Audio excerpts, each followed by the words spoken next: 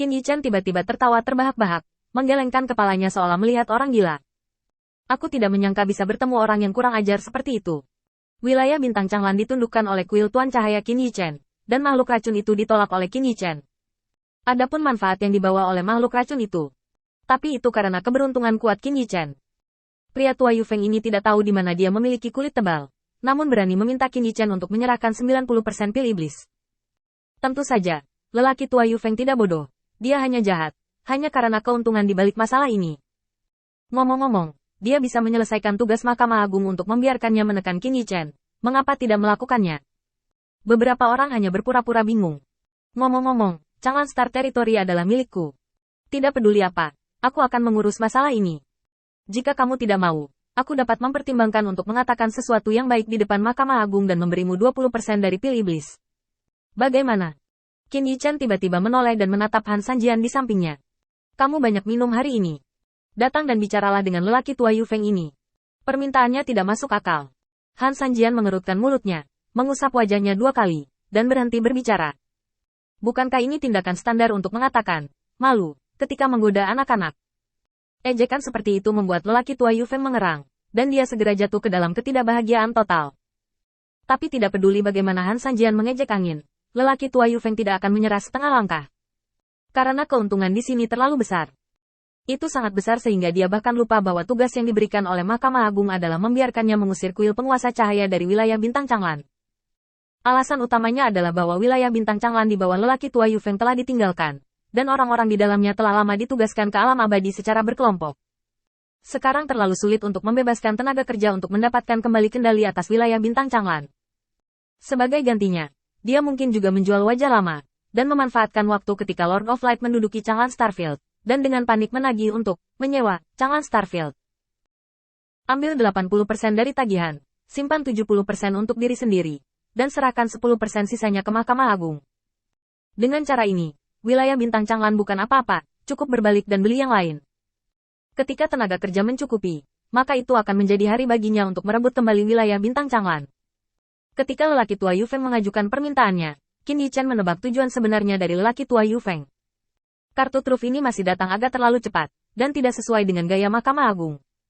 Artinya, di belakang lelaki tua Yu Feng, tidak ada dukungan dari Mahkamah Agung. Dalam hal ini, Qin Yichen secara alami tidak bingung sama sekali. Dengan cara ini, saya menyetujui semua persyaratan yang Anda katakan, dan itu 90% baik-baik saja. Mata Elder Yu Feng tiba-tiba menyala, menatap Qin Yichen seolah-olah dia sedang melihat orang idiot. Karena dia sebelumnya menyatakan bahwa dia bisa membuat konsesi hingga 80%, dia benar-benar berinisiatif untuk mengirim 90% pil iblis. Bukankah itu bodoh? Apakah ini benar? Qin Yichen terkekeh dan mengangguk. Tentu saja, bukan tanpa syarat untuk memberi Anda 90% dari manfaat. Karena ketika kuil Lord Cahaya saya mendapatkan kembali Changlan Starfield, kerugiannya relatif besar, dan saya membutuhkan beberapa sumber daya untuk menempatkan orang percaya. Tentu saja, Anda tidak harus setuju. Pada saat itu, saya akan membawa orang-orang dari kuil penguasa cahaya dan kembali ke tempat asal mereka. Adapun wilayah bintang Changlan, terserah Anda untuk merebutnya. Itu. Kamu memikirkannya. Sudut mulut Qin Yichen sedikit terangkat.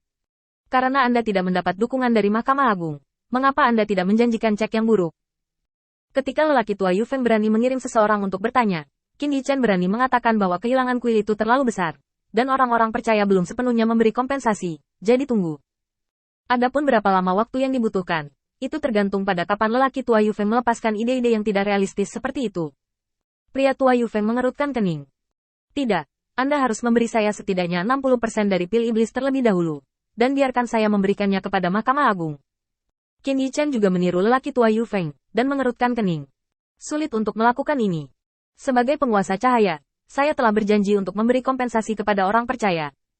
Jika kerusuhan seperti itu terjadi, saya tidak yakin apa yang akan terjadi. Keduanya bertarung satu sama lain di sini, dan tidak ada yang mau menyerah setengah langkah. Biarkan Qin Yichen datang dengan sumber daya seperti Yao Dan.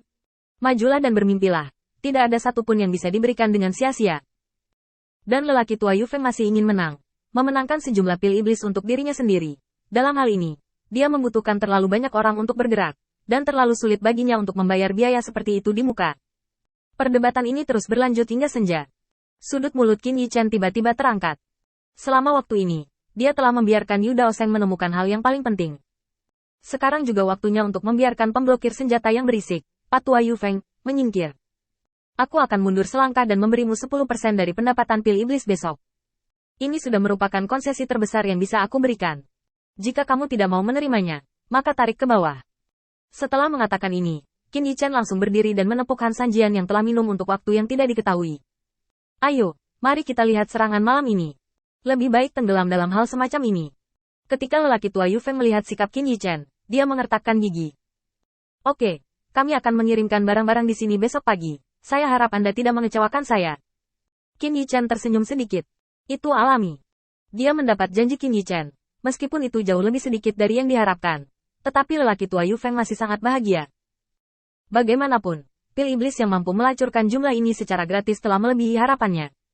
Dalam arti, manfaat yang didapatnya jauh lebih dari itu. Karena Qin Yichen menundukkan kepalanya kali ini, dia memiliki pidato untuk kembali ke Mahkamah Agung. Dan karena ini, dia bisa mendapatkan banyak kesopanan. Terutama sekarang, ketika semua orang sakit kepala untuk kuil Lord of Lampu.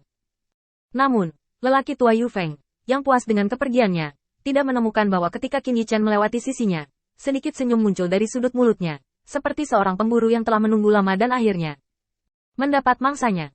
Tidak lama setelah lelaki tua Yu Feng pergi, Qin Yichen langsung mentransmisikan suaranya ke Matt yang masih berada di kuil penguasa cahaya.